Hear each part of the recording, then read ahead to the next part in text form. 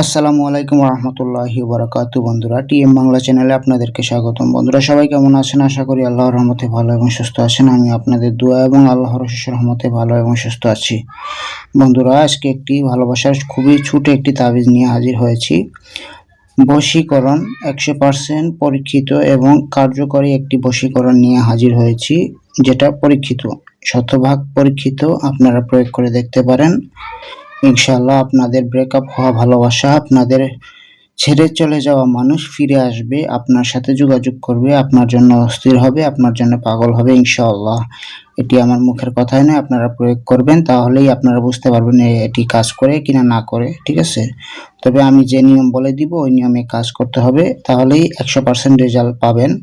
ভিডিওটি একদম শেষ পর্যন্ত দেখবেন, টেনে টেনে কেটে কেটে দেখবেন না, তাহলে কিছুই বুঝতে পারবেন না।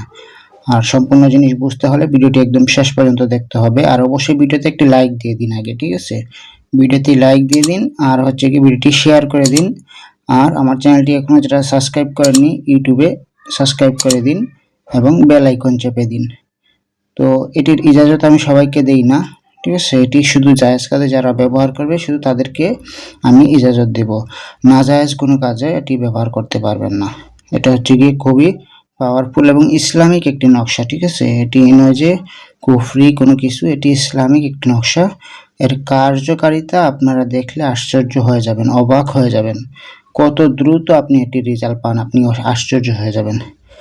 তো কথা না বাড়িয়ে কাজে চলে যাই। কিভাবে আপনি এই নকশাটি লিখবেন এবং কিভাবে প্রয়োগ করে আপনার ভালোবাসার মানুষকে আপনার কাছে নিয়ে আসবেন কিংবা আপনার জন্য অস্থির করবেন।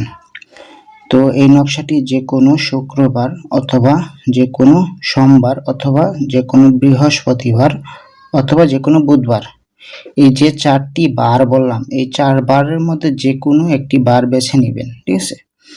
নকশাটি লিখতে হবে আপনাকে ফজরের নামাজের পর, ফজরের নামাজের পর অথবা সকালের টাইমে এই নকশাটি লিখতে হবে। নকশাটি লেখার আগে অবশ্যই পাক পবিত্র হয়ে নেবেন। নকশাটি লেখার আগে অবশ্যই পাক পবিত্র হয়ে নেবেন, অজু করে নেবেন, ঠিক আছে? যে জায়গায় বসে লিখবেন ওই জায়গা পাক পবিত্র হতে হবে। 7 বার দুরূদ শরীফ পাঠ করে নেবেন, দুরুদে ইব্রাহিম যেটাকে বলে। তারপরে এই নকশাটি লিখতে বসবেন। নকশা লিখতে জাফরানের কালি লাগতে পারে। যদি জাফরানের কালি না পান তাহলে লাল কলমের কালি দিয়ে আপনি এই নকশাটি লিখতে পারেন, ঠিক আছে?